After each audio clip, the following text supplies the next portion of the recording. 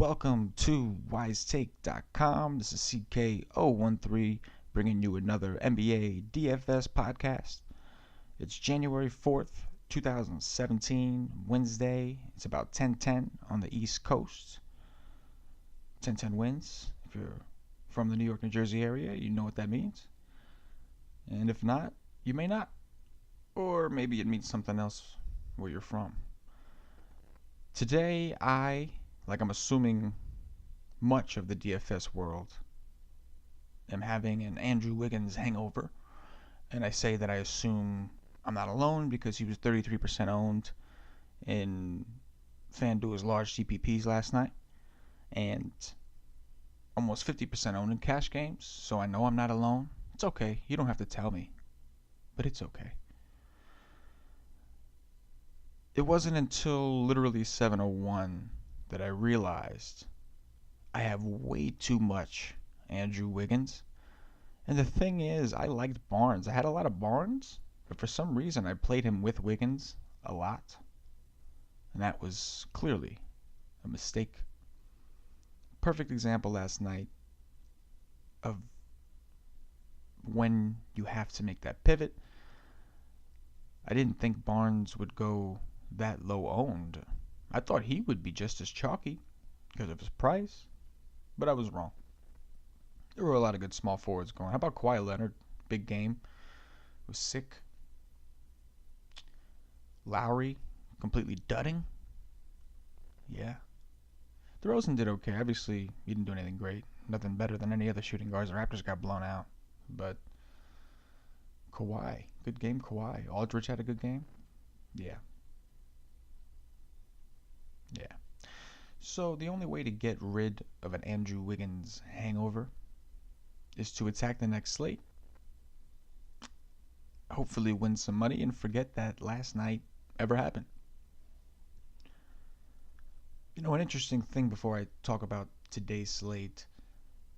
Last night, we didn't talk too much about it because I didn't think you had to have him. But last night was a Boogie controversial night, as in the question was for the entire slate, what? To Boogie or not to Boogie? That was the question.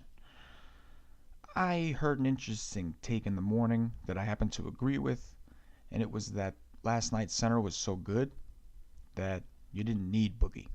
There were other guys who could come close as long as he didn't put up one of those crazy 70-point games. And he didn't, and that was what happened. I know Cat Williams, just under 50. He was cheaper. DeAndre Jordan was like 45. Much cheaper than both. So when you look at these slates and you look at the positions and you look at these super expensive megastars, see if you actually need them. Obviously, if you fade them and they go off, you're in bad shape. But 50 isn't too far to reach from really anybody. Well, not anybody. But for instance, Wiggins, who's normally around in the mid to high sixes, is capable of putting up 50 himself. So look at these positions, and we're going to look today at the center position because Boogie's going again. But look at these positions and ask yourself, do I really need to pay up for this guy? Is there nobody else going tonight? Do I really need to pay up on this guy? And learn a lesson from Andrew Wiggins. Some of these slates where people get burned by chalky guys, perfect opportunity to learn. And Wiggins and Barnes were very close to the same price. And Wiggins appeared to be in the better matchup, which I think is why so many people took him, and he was. But then you had Barnes right there. Perfect pivot, and he delivered. So learn from your mistakes. You have to. Let's talk about today's slate. Today is interesting to say the least. Looks like 7 games, I think. Is that right? 7 games today? Yeah, 7 games. So, first game of the day, Atlanta at Orlando. Total is 205 and a half. And Atlanta is favored by 3. Don't really like anybody from the Magic. Fournier is doubtful. Let me get that out the way. Injuries. Fournier is doubtful. Not crazy about the Magic. Why? They've looked pretty good. They're coming off a big win over the Knicks in New York. Because this is their 4th game in 3 nights. That's pretty much the main reason. Ibaka's interesting. He could bounce back. He did have a day off. I know that Millsap sometimes could struggle to get out to defend the 3. I think we saw that when the Knicks played the Hawks. He had a hard time covering Porzingis from behind the arc, even though Porzingis didn't really have that great of a game that day. Still, if Ibaka can hit those threes, he's in a great spot. The question is, can Ibaka hit those threes? Obviously, his usage goes up when Fournier's out. Pretty much when anybody's out, it seems. Ibaka kind of tries to take over. I mean, who else is going to do it? But he's in an interesting spot. The only other guy on the Magic that I think is interesting today is Elf. And he's coming off a pretty good game. Don't really like to take guys that are inconsistent like him coming off of a good game. Because they're so inconsistent, the law of averages tells you a bad game is coming. Because he's got to average out for that good game, right? Maybe not. That's just my train of thinking. But I do love targeting point guards against Atlanta. I don't think Augustine has the upside you want. So if I'm going to take a point guard in this game from the Magic, it's Elf. So Elf and Ibaka would probably be the only ways that I would go on the Magic side. Meeks had a pretty good game against the Knicks. The Knicks are terrible against shooting guards, so it made sense. Gordon had a huge game against the Knicks, but he's also pretty inconsistent. So that's pretty much it for the Magic. As far as the Hawks, they're nice and rested. They haven't played since New Year's Day. They've had a few days off. I like Dwight Howard. I think that he's in a pretty good matchup. I don't think that either of the centers on Orlando will be able to stop him as long as he's feeling okay, I guess. So I do like Dwight Howard. Millsap is interesting. He's coming off a monster game. Don't really like him too much today. I think there's other guys that I like better at the power forward position. So that's pretty much it there. I mean, maybe Schroeder, 6,800, possible. A lot of people have grown to know Orlando as a good defensive team, but lately they haven't been. The totals in their games have been a little higher, and remember, they're probably a little tired coming into this game. I would assume so. Yeah, they're home, but it's still a 3-4. Not easy.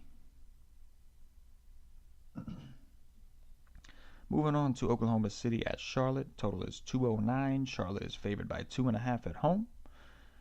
Bellinelli is doubtful. Cody Zeller is out.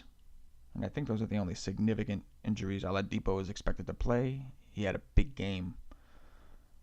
His first game back, he had a pretty good game. I shouldn't say a big game, but he had a good game. He was low-owned, solid game. Looking at the Oklahoma City side, you know that Westbrook is obviously Westbrook. Westbrook is always in play. His raw projection today is 60.22 FanDuel points, according to our Wise Take NBA projections. On FanDuel, its value is 64.9, so his differential is only 4.68 to start with. I think that's pretty good for a guy like him, right? Only problem is, remember, these projections are updated based off their last 100 possessions or so. And Oladipo just came back. So Westbrook had that usage bump for a while. So I think his numbers are kind of projected assuming he has that usage bump still. And with Oladipo back, I think we saw last time he played, he just doesn't have it. He still has the upside. But at his price, we have to ask ourselves on the slate today, do we really need him? So when I look at all these point guards, I'm asking myself, do I need him? And point guard is pretty thin today. A couple teams coming off a back-to-back, etc. 3 and 4s. We discussed that. But there is interesting value to start at point guard. So you got some decisions to make. But Westbrook's certainly in play. I think I'm off Oladipo because I think Batum's going to cover him. And Batum is one of the better defenders, obviously. So I think the only guys that I really like are Westbrook, Adams, and Cantor. Of course, I worry about them because Charlotte's missing Zeller. So I wonder if they're going to try to go small. I guess it's going to depend on whoever sets the tone of the game. So those are the only 3 guys that I'm somewhat interested in. But I don't know. I got to figure it out. Do I need a Westbrook tonight? There's a lot of stars going tonight. We got LeBron. We got Giannis. Do I need Westbrook?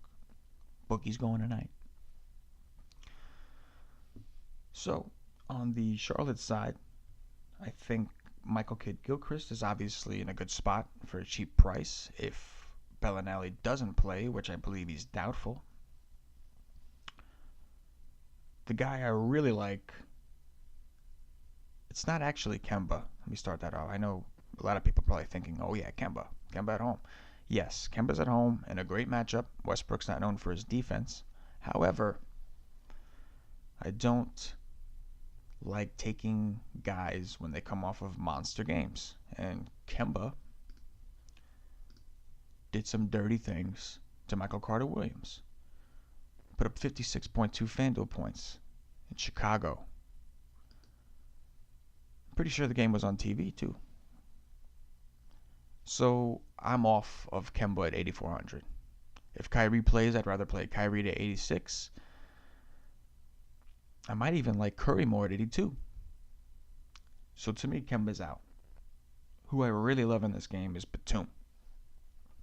I look at this matchup. Who is going to stop Batum? Westbrook's got to cover Kemba. Not that he's any good defensively anyway. So who's going to cover Batum? Oladipo? Who's going to cover Batum? I like Batum. Especially in GPPs. And the reason I like Batum is I look at the shooting guard position, and I feel like if Lillard is out, people are going to say, why wouldn't I just play McCollum, who has pretty much all the usage from Portland, for $200 more? Or you could pair him up with Klay Thompson, who's, what, $900 cheaper or so? What is it? Let me check what it is. Yeah, Klay Thompson, $6,900. So there's a little correlation stack right there.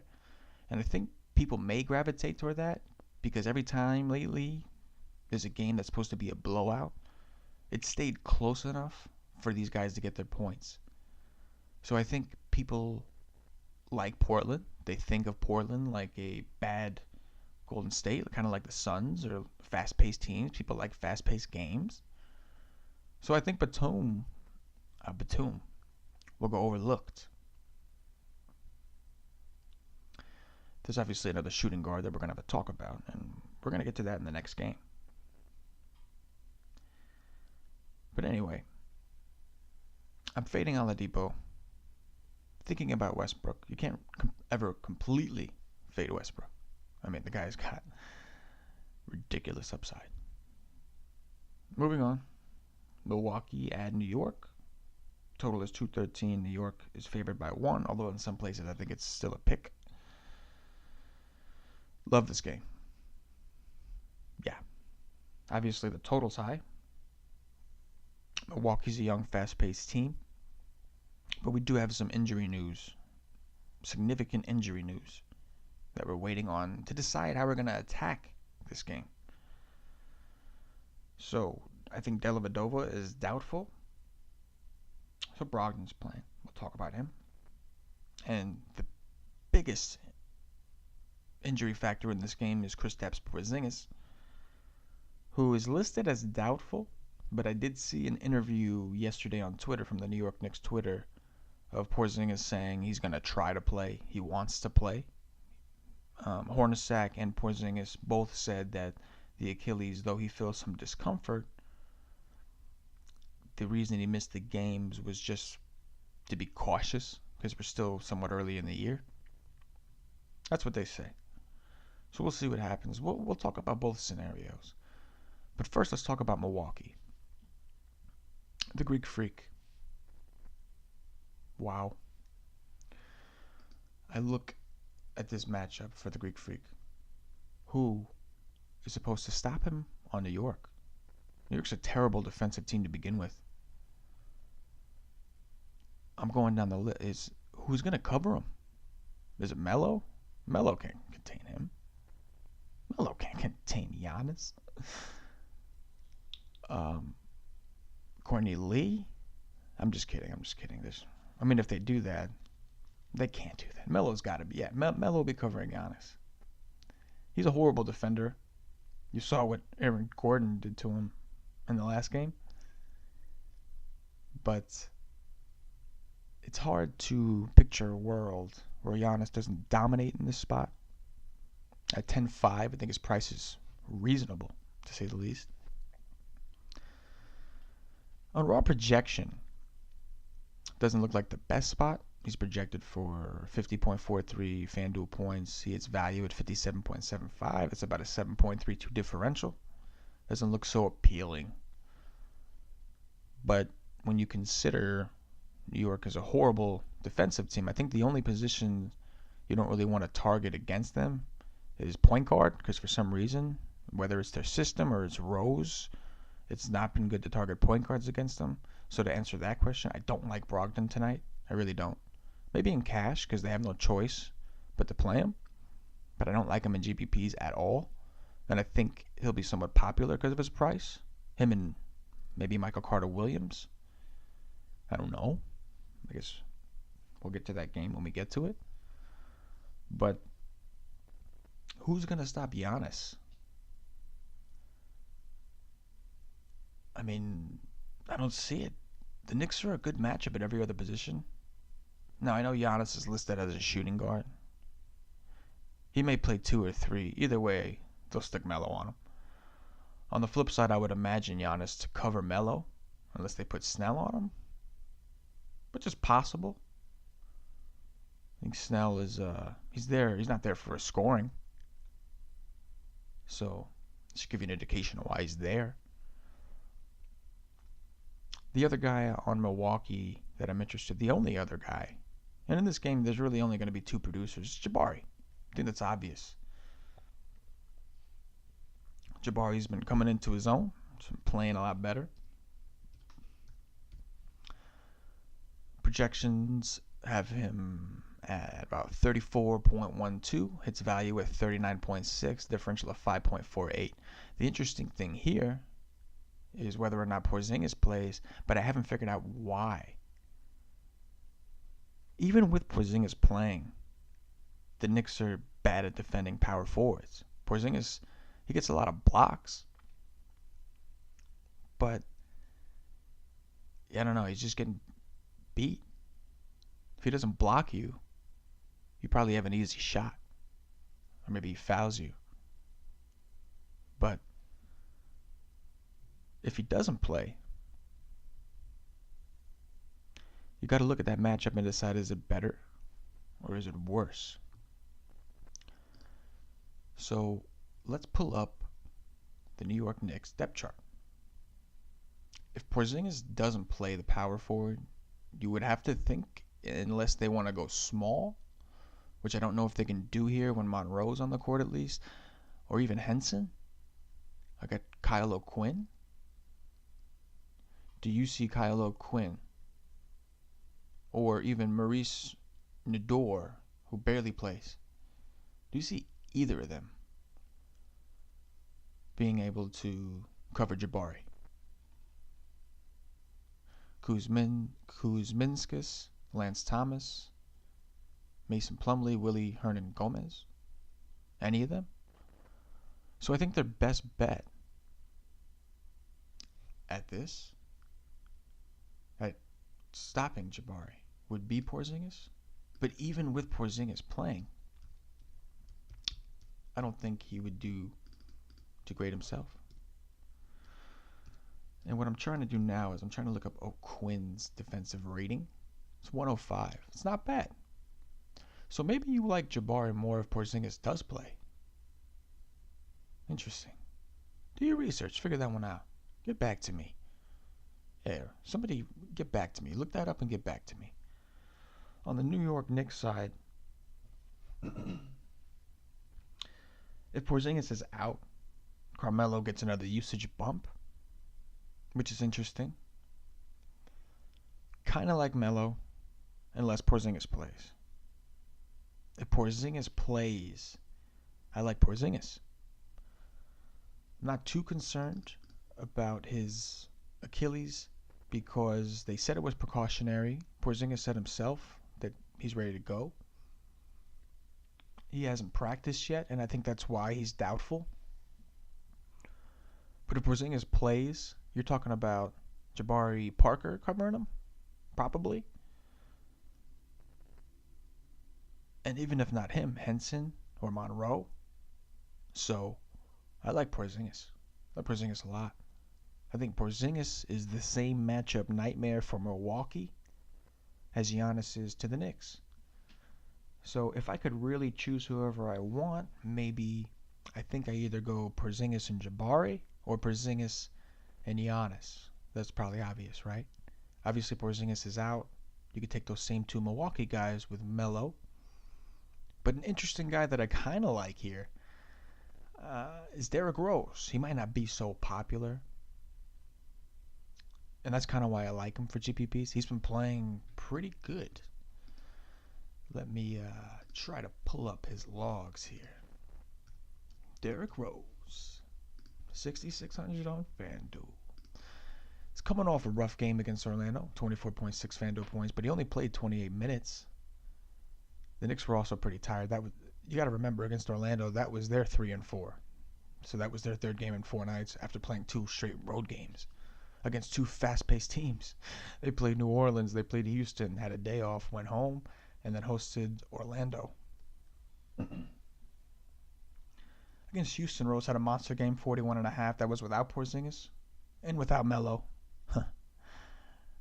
But against Atlanta, he had a good game. Obviously, they're good to target.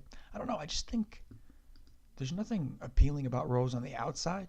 And there's so many other point guards. That's why I think he'll be low owned. But at his price, in a matchup against a rookie, you're talking about Derrick Rose. Like former MVP Derrick Rose. Yeah, he's old. Yeah, he's got some bum knees. But against a rookie, don't get me wrong, Malcolm Brogdon, I watched him in college. He's physical. He's a big guy. Tough guy. I think he was like a small forward in college.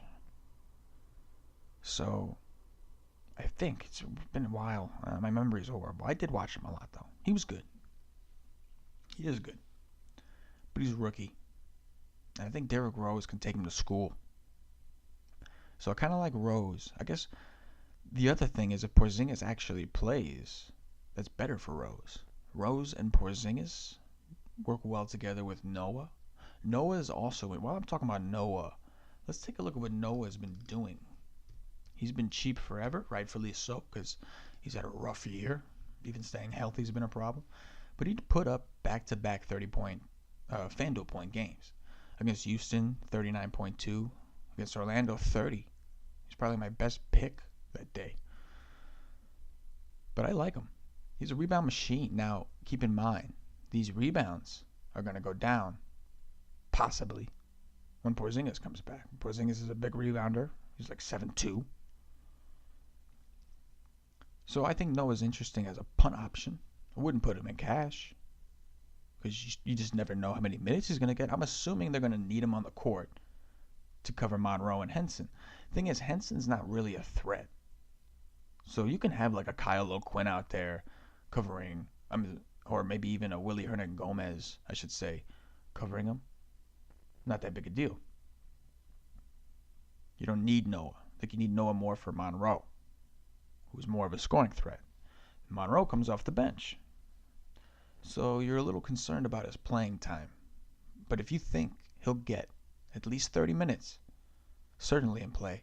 Perfect punt center, 4,900 on FanDuel. Don't know what he is on DraftKings, but I'm sure he's cheap. Good punt option. It's interesting. Just too much variance. You don't know what you're going to get. His upside is there. He could put up 42. He did it against Atlanta in a tough matchup. But his floor, I mean, we've seen him put up a 7. We've seen him put up 4.8 twice. So GPP only. And do your research. Figure it out. So I love that game. But that's it. We're going to move on to Chicago at Cleveland. There's no total, no line for this game. There's a lot of injuries we're waiting to hear about in this game. We've got, let me take a look at this.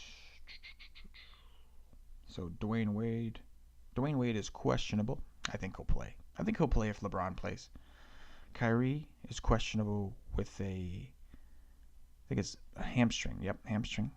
And then Love and LeBron are both sick, I think. I think they both got the flu. And they had the flu against New Orleans. And it showed. Wish I would have known that. That was my fault for not doing the research, I guess. But yeah. Don't know if they're sick or not. Got to look into that. A lot of injury news we're waiting for. So we could talk scenarios, but that's about all we could talk. Cleveland's home. So if the big three play, they're all in play.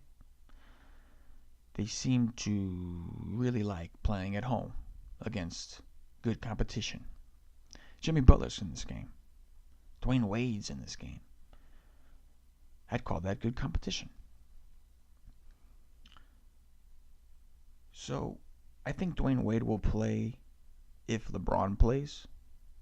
Specifically, I think Wade likes to play against LeBron and show everybody that he's not afraid of LeBron. He didn't need LeBron, even though LeBron left him. He's okay. He's back home in Chicago, and he's okay. So from the Chicago side, if Wade plays, I love Wade. I love him. I think he will play, but I love Wade. If he doesn't play, obviously, I love Butler. Now, if Wade plays, I don't like Butler. I think everybody will be on Butler, chasing that mega game he had the other night. And if Wade plays, his usage goes down. Let me check what his price is. I was curious to see. He's 9,300. No, thank you. If Wade plays, no, thank you. And even if Wade doesn't play, I don't see him putting up a back-to-back 80-point game. I could see him getting like 50, maybe 60 if Wade don't play. So you got to consider him. But if Wade plays, I'm completely fading him. Absolutely. And he's going to have LeBron on him. Butler's good. Don't get me wrong. Butler is very good. I like Butler. The dude is just, what can you say? That game he had the other day was just, wow. If Kyrie doesn't play, Michael Carter-Williams is interesting, depending on who they put on him. If they put Liggins on him, I think I'm okay. He's not a good defender. Therefore, if Kyrie plays, I love Kyrie. He's not sick. He just has a hamstring, which I think is, I'd rather have that over an illness right now, the way the flu's going around. So, I like Kyrie if he plays.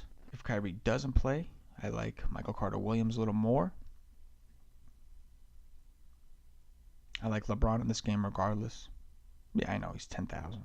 It's expensive, but I like him. I mean, I don't love him. I'm not going to have too much exposure, but I like him. If he's feeling better, if he plays, he's good. You know, he likes to match his buddies, so Dwayne Wade's going. Probably his best friend, as far as I know, at least in the NBA. So I like LeBron. Also like Love.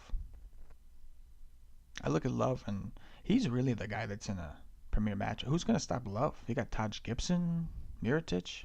Who's going to stop Love? Love's in a great spot. And that's what I was saying earlier about a lot of power forwards I like. I've already told you I like Porzingis, I like Jabari, I like Love. And that's why I don't like Millsap. Of course, that could mean it's time to take Millsap, considering he's in between Porzingis and Love. And maybe he will go under-owned, and he's not in a good matchup. He's got Ibaka on him. So that's interesting. But going back to the topic, a lot of good power forwards today. And lately, the trend has been not missing at power forward. Everybody that's winning these slates, winning these GPPs, winning their cash games, they're hitting at power forward. If you don't hit at power forward, you may not win anything. So Very important. But yeah, I like Love. I don't see who's going to stop Love. Love seems like a matchup nightmare for him, doesn't he? Who's going to stop him? Tell me. Taj? I don't think so. Mirotic? Definitely not. So I love Love. If Kyrie doesn't play, love him even more. If LeBron and Kyrie don't play, which I doubt, Love will probably be, it'll be Love and Butler for me.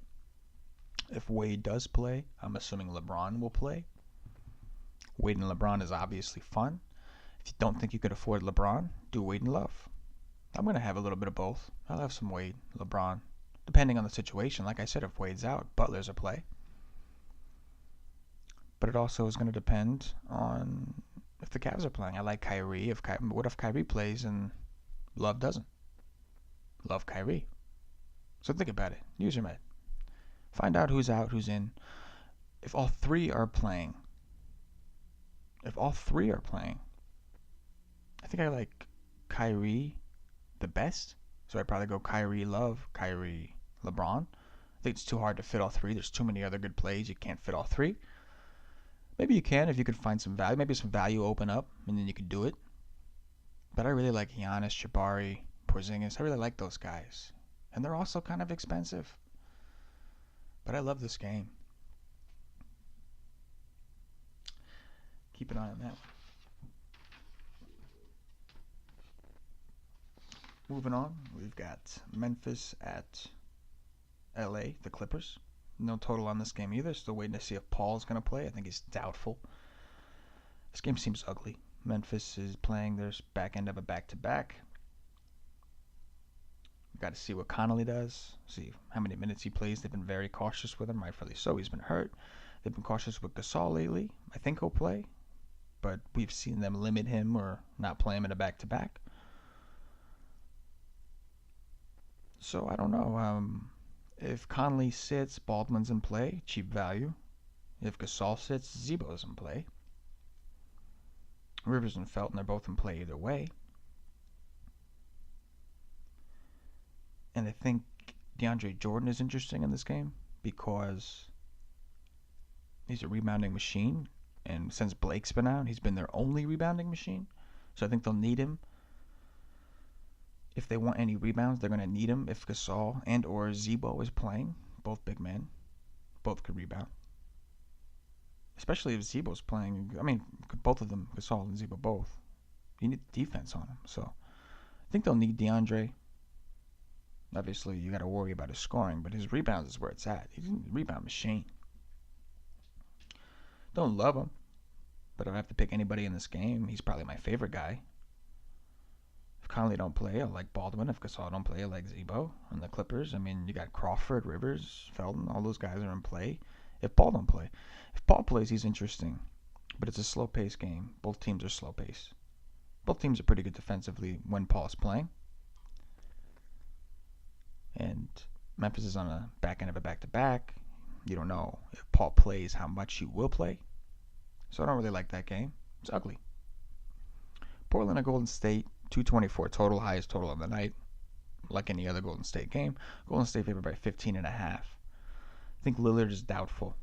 If Lillard is out, of course you got to worry about a blowout. Even if he was playing, you still got to worry. It's Golden State.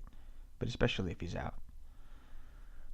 A lot of people have been getting burned not playing these Golden State blowout games because the games have been closer than people anticipate. You can take that chance. If Lillard's out, McCollum, once again a usage beast. I think he'll be significantly owned after putting up 58 points and being 8,000. Curry's in play. Draymond Green looks like he's in a monster spot. Whether Lillard plays or not, they got nobody to stop Green. Unless they put Plumlee on him. But they can't do that with Zaza in the game. Or can they? Either way, I like Green. Durant I like, but I think there's too many other small forwards in good spots. I mean, Durant also. Harkless, Turner. That's why it looks like it might be a blowout. Who's going to stop Golden State? I mean, but either way, they could put up 50 each in the first half. Be done with it there. You'd be fine with that, right? So I don't think you want to completely rule them out. Think that if there's any late night hammer that might get you, it's going to be either them or the next game we're going to talk about. But yeah, for Golden State, they're obviously they're 1, 2, 3, 4 starters, all in play. Golden State, for me, just McCollum. Golden State's pretty good at defending the rim, so not really into Plumlee. Although a GPP dart, like I said, sometimes these guys in bad matchups, man, you put them in there and they do you good. They win you some money. So, not me though. Don't like it. Too many other good centers. Don't want to take a chance on him. Plus, he burned me last time. Not really burned me, but I think he got 30 because he had like 7 or 8 points in the first half. So, had a good second half, but I was hoping for 40. He gave me 30. And there was somebody else that was the same price as him that crushed that day. I don't remember who it was. So I don't like Plumlee. If Lillard plays, Lillard likes to get up when he's to his competition. So if he's playing Curry, he'll go at it. But I don't think he's going to go. I think he feels some type of way. I think he's mad. I think there's been some comments about the Portland being better without him, which is obviously ridiculous. And I think he took that kind of personal. And at this point, I think he's going to take his time coming back. Because he might already be thinking of how to get out. Aldridge left. Maybe he'll leave. I don't know where he'll go. I mean, I think he's in a pretty good situation. I mean, you want to win. If he wants to win, he might have to get out of there. But if he just wants to be a star, which he seems, he's got it pretty made over there, I would imagine. Too sensitive. Some of these guys are just too sensitive. Anyway, moving on to Miami at Sacramento. Both teams played last night. No lines, no totals, waiting on injuries. Dragic had a big game last night. Pretty much did all his damage in the first half. It was a revenge game, so you knew he was hyped up. He hadn't played in a few days. But still kind of, 30 points in the first half. You're expecting at least 40, 50. I think he got like 39. No, I think he got 40. He got 40. But still, you're like, wow, he's on pace to put up 60. And he just shut down in the second half. Whatever. He'd have depleted. Dion Waiters is questionable. Don't know if he'll play. Whiteside, I don't think is playing. I think Winslow didn't even come on the trip. Johnson had the flu. We'll see if he plays. I mean, so many injuries. It's like, wow. McRoberts is obviously out. Don't like Dragic today. I was on him yesterday, especially in cash, but fading him today on a back-to-back against Sacramento, against Collison and Lawson. When he's against Lawson, I'm not worried, but against Collison, it's tough. Don't like too many guys on the on Miami. I mean, how could you? They're depleted. I like Johnson. If Johnson plays, if he feels any better and he plays, I think they're going to need him to play mega minutes. They're going to need him to score. They don't have too many scoring options. Josh Richardson's in a good spot, but he's been playing a lot lately. Think he can handle it? I don't know. Let me look. Josh Richardson, 6,000. His price crept up. 22, 22, 29. He likes 2s and 9s. Check this out. His last 3 games. 29.2, 22.9, 22.9. So what's it going to be? 22.9 or 29.2? If it's 29.2, I'll take Richardson. His price is better than some of those other guys. And the Kings struggle at defending the shooting guard. So I think he's in a good spot. I don't love him. I don't love anybody, really, on Miami. But there's not a lot of places to go today. James Johnson, Richardson, maybe. Kings are on a back-to-back, so their defense might struggle too. It's possible. On the Sacramento side, don't know if Rudy Gay is going to play. I think he's questionable, as far as I know. If he doesn't play, and Whiteside doesn't play, even if Whiteside does play, I like Boogie. Could be a Boogie night. Obviously, Boogie's obvious, so let's take a look at the center position and see who's going and see if there's any. To me, it seems like it might be Boogie or punt. Willie Reed had a monster game. Not going to chase that. Not going to chase that today. Not against Sacramento. That was a different spot. I didn't even think about it. It was a great spot against Phoenix. It was a monster spot. Great play. If you won money last night, you probably had Willie Reed. So, great job. Today, I'm looking. Howard's interesting, but his matchup isn't so appealing against a slow-paced team. Interesting, 77. Marcus Saul on a back-to-back. I don't like taking big men on back-to-back. Said that numerous times. Monroe is interesting. The Knicks have struggled against big men. Noah's interesting. Those are punts.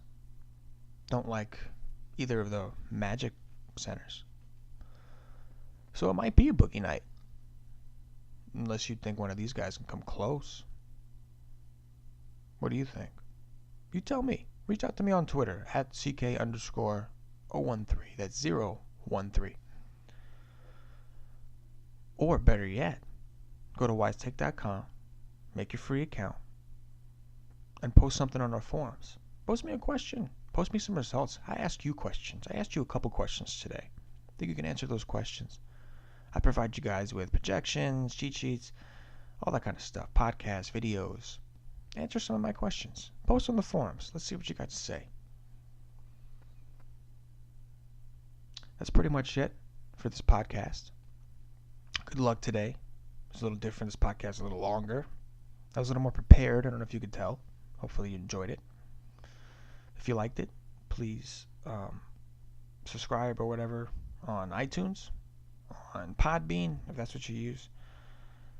If you're watching this on YouTube, please subscribe to our YouTube channel. And if you're not a member of wisetake.com, go ahead and sign up. It's a free membership. We got FanDuel and DraftKings, NBA projections, and cheat sheets for both sites. We have an odds chart. We have a DVP chart. We got some stuff you could use. We've got podcasts. We got videos. We got stuff. Forums. I'd like to get that going. Communication is one of the best ways to learn and to bounce ideas off and get ideas. So let's get that going. But that's going to be pretty much it for me here. I appreciate you listening. And good luck. Take care.